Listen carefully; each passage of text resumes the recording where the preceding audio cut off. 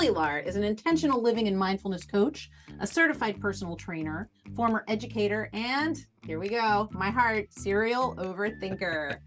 Billy also hosts the Mindful Midlife Crisis, which is a podcast for people navigating the complexities and possibilities of life's second half. In 2021, he left his job as Dean of Students in order to travel the world in search of more meaningful life experiences. Since then, he's been a GPS for those seeking purpose by identifying strengths, curiosities, and crew, and then turning that purpose into a passion through consistency, discipline, and patience. Welcome, Billy. Thank you for having me on the show, Mel. I'm, longtime listener, first time caller. Enjoy your Instagram. Like every time I see hello, lovey, it just makes me smile. Excellent. That is exactly what it is. I hope that I am the joy bomb to many. And speaking of joy bomb, one thing that we could all use more of is when we're struggling with focus, which is a perpetual problemo for my neurodivergent self. I understand you're working on a project to assist some people who have ADHD or maybe struggling just to focus, not necessarily with ADHD. Hit me with some facts.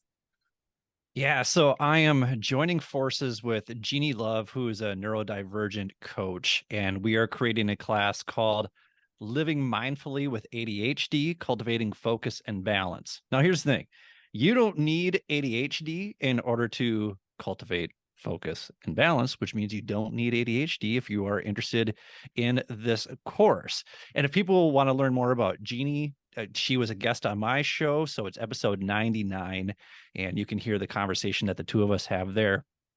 Really, what we're trying to help people do is recognize that when you have ADHD, your mind is going all over the place. The reality is you don't even need to have ADHD for your mind to go all over the place. Please. Right? Modern living is enough. You've got like your kids' schedules, you've got your schedules, you've got your parents' schedule, like everything is exploding all over the place. Yeah. And there in with the advent of social media, you're just getting pulled in a lot of different directions. And not only that, but if you're trying to keep up with the Joneses across the street who are doing this, that, and the other, and you're looking at what you're doing, there's this inferiority complex that you have. Those people right? aren't listening to me.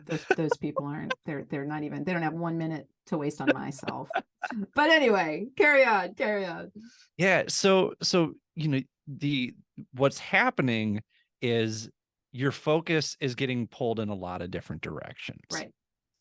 So with mindfulness, what we're doing is we're actually giving your brain something to focus on, and you are doing that with intention.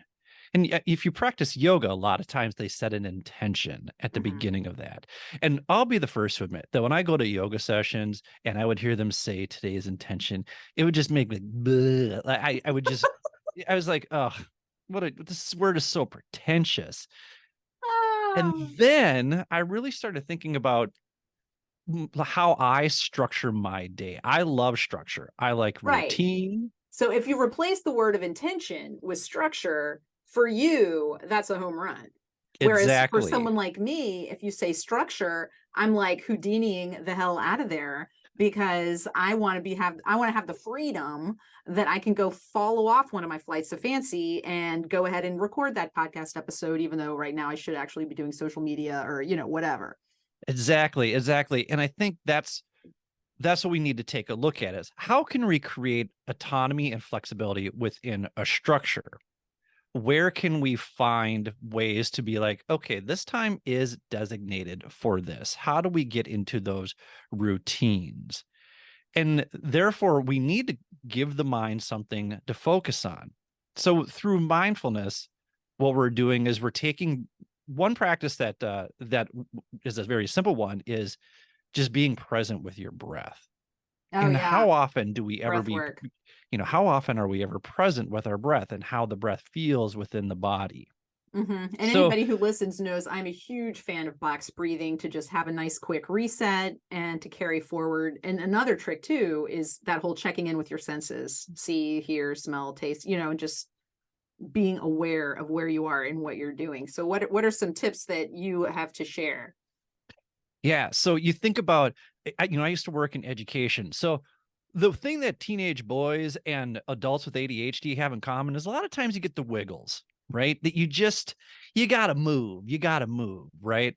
So if you're someone with ADHD, here are two ways that you can kind of work in this breath work. So one is just sitting, as difficult as that might be, but then focusing on how the breath feels in the body.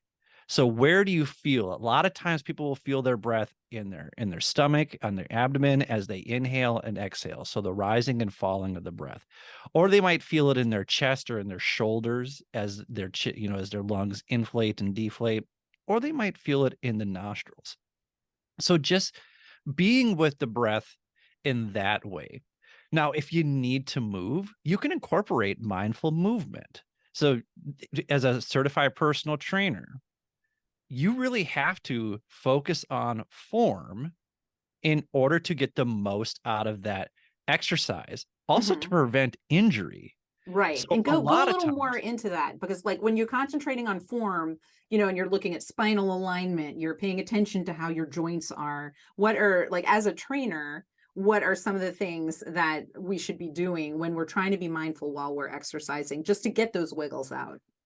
yeah. So, rather than a lot of times, as someone who I kind of like the bro lift, right? I like doing the bro stuff.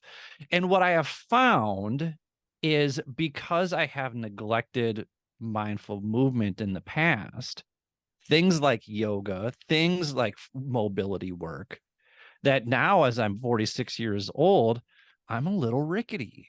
I don't have the same flexibility that I see other people have. And I think that's fairly common Hmm. because my first set, I'm going to go all in. I'm a first set, right? So rather than doing that, what I've been pulling back on and working with people is saying, you know what, our first set, we're actually going to do a 5-second eccentric and a 5-second concentric, meaning that in the lowering phase, we're going to take maybe just body weight or a really lightweight. And we're just going to lower for 5, 4, 3, 2, 1. Are you engaging all the muscles at each number the way that you should? Where is your form at each number? Just being mindful of that. And And then just to on the way interject, up, eccentric and concentric, yeah, which is that's the which? low. It's the lowering and lowering phase and the lifting phase. So Gotcha. eccentric is the lowering phase. Oh, well, Billy, That's thank you so much. Yeah, no, thank you. I really enjoy just your whole vibe is just fun. So I'm like, I need to connect with Mel because Mel gives zero fucks and I give all of the fucks. So I feel like there is a happy medium in there somewhere where it's like, okay, I'm gonna take on some of the fucks that Mel doesn't give, and then maybe she can like pull some away from me. As long as you're using them intentionally, they're just your resources. As long as you're using them for yourself and not giving them away, it's all right with me. Oh, so let's see. We'll have the show notes for how people can get in touch with you. And I look forward to having you back on the show sometime soon. Yes, and I look forward to connecting with you. I'm taking a little hiatus from my show right now, hoping to bring it back soon. And don't worry, you are very high on the guest list. Excellent. I look forward to it. Thanks again, Billy. Thank you.